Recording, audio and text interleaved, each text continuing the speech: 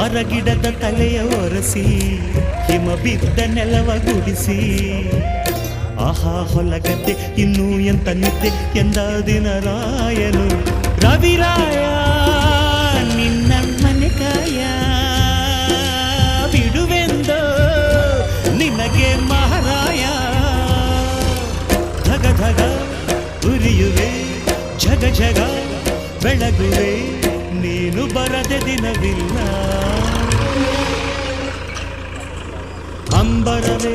ಅಂಬರವೇರಿ ಸೂರ್ಯನು ಬಂದಾನು ಥಳ ಥಳ ಥಳ ಜಗ ಥಳ ಥಳ ಫಳ ಫಳ ಫಳ ಜಗ ಫಳ